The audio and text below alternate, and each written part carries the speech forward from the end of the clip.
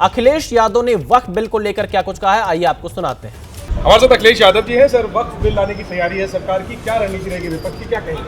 देखिए, वक्फ के खिलाफ जिस तरह का कानून भारतीय जनता पार्टी ला रही है, समाजवादी पार्टी और अन्य दल इस तरह के परिवर्तन के खिलाफ हैं। और अगर हम इतिहास उठा करके देखें भारतीय जनता पार्टी का, अखिलेश जी आज वक्फ जो बिल लेकर के आ रही है, भारतीय जनता पार्टी का इतिहास जिस तरह के फैसले लिए अगर हम देखें, उससे कहीं ना कहीं जो परिणाम भारतीय जनता पार्टी चाहती थी वो नहीं आए।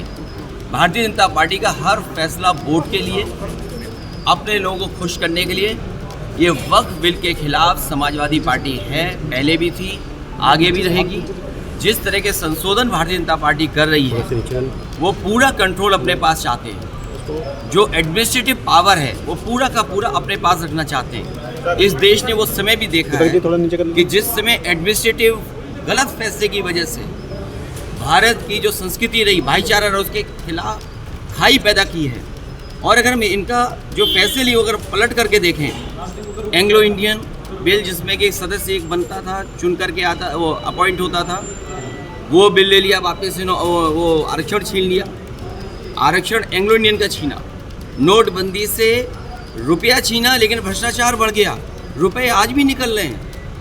जीएसटी कानून लाए, उधर व्यापारियों का सब कुछ छिन गया, दिन भर वो केवल जीएसटी का चक्कर काट रहे हैं। तो जीएसटी हो, नोटबंदी हो या अन्य फैसले हों, ये छीनने का काम करते हैं, लोगों का कुछ न कुछ छीनने का काम करते हैं। वक्फ के माध्यम से ये कहीं न कहीं संदेश ये देना चाहते हैं कि अपना वोट बैंक ठीक कर लें, क्योंकि नौकरी दी नहीं, रोजगार दिया नहीं, किसान की आय दोगुनी हुई नहीं, तो इनका वोटर भी इनसे नाराज़ है। देखिए, जिस वोटर को ये तुष्टीकरण कहते थे, हम लोग तुष्टीकरण कर रहे हैं, क्या ये तुष्टीकरण नहीं दे रहे हैं, कर रहे हैं किट बांट करके। अभी ईद पर जो किट दी है, क्या ये तुष्टीकरण में नहीं आएगा?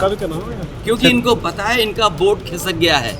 अभी तक तो ये हिंदू भाइयों को गुमराह करते थे, अब इनकी कोशिश है कि मुसलमान भाइयों को भी गुमराह कर दें। योगी आदित्यनाथ कर रहे हैं सर, कह रहे हैं कि वक्फ पे आप एंग्लो इंडियन इन्होंने छीना, क्या विपक्ष ने गुमराह किया?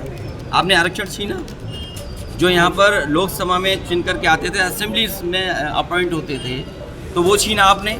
नोटबंदी पे आपने कहा कि आतंकवाद खत्म हो जाएगा, इनके लोगों को माफ़ी मांगने जाना पड़ा। क्या आप सोच सकते हो? फौज के गलत फैसले की वजह से, हालांकि नई बात बनती है ये कहने की है, लेकिन फिर भी कह रहे हैं, एक घटना ऐसी हुई जिसमें इनको माफ़ी मांगनी पड़ी फौज के बड़े अधिकारी को जाकर के, जो गलत इनकाउंटर हुआ था।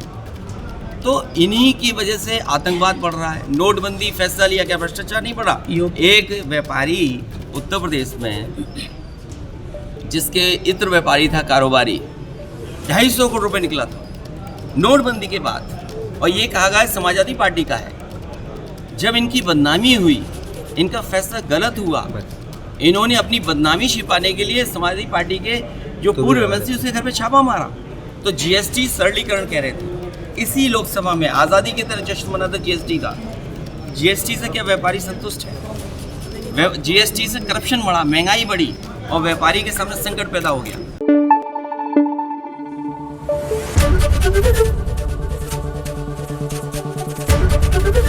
एबीपी न्यूज आपको रखे आगे।